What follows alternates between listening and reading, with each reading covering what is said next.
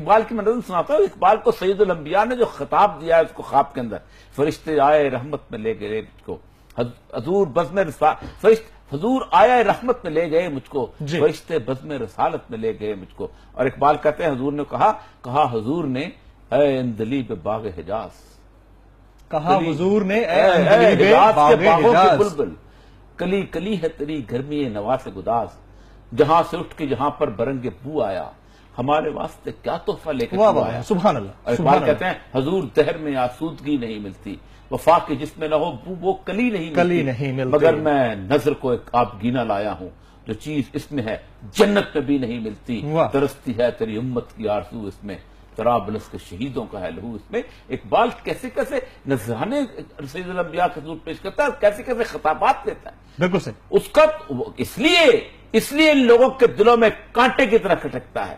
اس لیے اقبال یہ کہتا ہے کہ کی محمد سے وفا تو نے تو ہم تیرے ہیں، یہ جہاں چیز ہے کیا کہو قلم تیرے ہیں. یہ وفا کرتے ہیں ویسٹ سے، یہ وفا کرتے ہیں آئی ایم ایف سے، یہ وفا کرتے ہیں اپنی فیکٹری سے، یہ وفا کرتے ہیں اپنے کاروبار سے، یہ وفا کرتے ہیں اپنے جاتی عمرہ سے.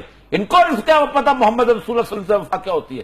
ان کو وفا ہوتی تو آج سید الانبیاء صلی اللہ علیہ وسلم کے اس عاشق دار کے لیے آج یہ پاؤں کے اوپر کھڑے ہوتے کہ ہم جا کے وہ شخص کہ جس کے بارے میں ہم شاید ہم نے کل کے پروگرام میں وہ آئے جو ہم نے کہا ہے جس کے بارے میں انہوں نے واقعہ سنایا، وہ کل کے پروگرام میں آئے گا. اقبال صلاح الدین صاحب نے کہ ایک شخص ڈھونڈتا ڈھانڈتا اقبال کو کشمیر سے پہنچ گیا. ٹھیک. اب جب پہنچا ہے وہاں پر تو اس نے پوچھا میں آپ سے ملنا چاہتا ہوں.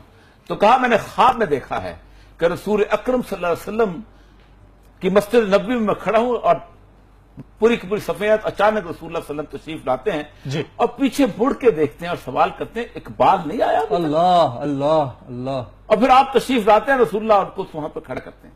رسول اللہ نے فرمایا کوئی شخص میری روپ نہیں بدلتا، اور وہ روتے ہیں، اقبال رونا شروع ہو جاتے ہیں اس خواب کو سن کے.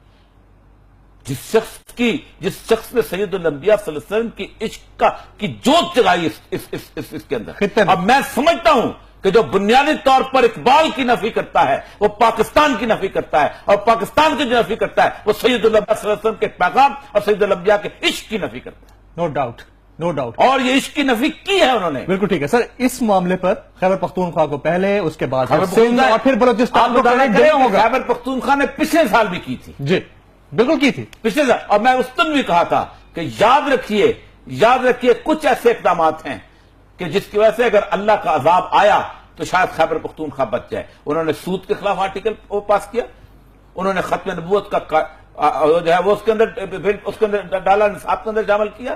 انہوں نے اقبال سمبل اس جگہ کا. میں صحیح کہتا ہوں، آج نہیں کل نہیں پرسوں سب بھی کہنے تمام صوفیاء اس بات پر متفق ہیں کہ سید الانبیاء صلی اللہ علیہ وسلم کی حضوری اس شخص کو حاصل تھی. سر حکومت کے ساتھ ساتھ باقی تمام ان اداروں کو بھی اس بات پر متفق ہونا چاہیے کہ یہ بھی نیشنل ایکشن پلان کا ایک حصہ ہونا چاہیے، کیونکہ بانیان پاکستان آپ کی قوم کا حصہ ہے. یہ توہین ہے ان کی. یہ توہین ہے کہ آپ ایک صدیوں سے چھٹی چلی آ رہی ہے. او بھائی تم نے کل کیا کمانا ہے؟ تو تم نے کل کیا کر لینا ہے؟ جو پرائم منسٹر جو ہے میجورٹی آف دا ٹائم باہر دورہ پہ رہتا ہو وہ ایک چھٹی کے دن کل صبح اس قوم کی تقریر جگائے گا؟ ممکن ہی نہیں ہے. کل اورنج ٹرین کی 4 پٹریاں اور بچ جائیں گی پنجاب کے اندر. صرف دکھانا چاہتے ہیں کہ ہمارا اقبال کے ساتھ کوئی تعلق نہیں، ہمیں ٹیگور کے ساتھ ہمارا تعلق بنا دو، ہمیں شیکسپیئر کے ساتھ ہمارا تعلق بنا دو. ہم تو وہ لوگ ہیں کہ ہم تو اس دقیہ نصی لباس کو اتار کے پھینک چکے ہیں. اور حالت یہ ہے کہ وہ اقبال کہ جس نے کہ تمہاری تہذیب اپنے خنجر سے آپ ہی خودکشی کرے گی، شاخ نازک پہ آشیانہ بنے گا ناپائیدار ہوگا. تیرے صوفے ہیں فرنگی، تیرے قالی ہیں ایرانی، لہو مجھ کو رلاتی ہے جوانوں کی تناسر. تم تو وہ ہو کہ جو چونکہ مغرب کی چال پہ چلتے ہو اور مغرب تمہیں دھتکارتا ہے.